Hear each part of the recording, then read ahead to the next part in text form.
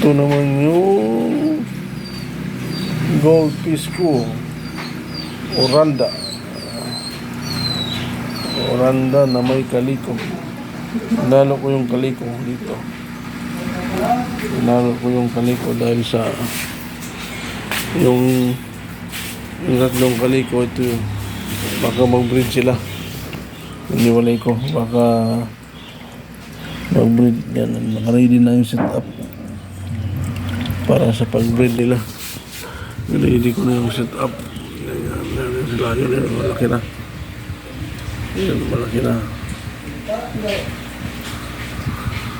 Yan, ready ko na yung setup. Ready ko na yung setup nila. Bukas o makalawa o sa next week mag-breed na sila. Kaya ready ko na lang para sigurado. So ito yung aking munting setup ng aking mga ornamental fish. Ayan. Riplati, tetra. Ayan. Thank you guys for watching.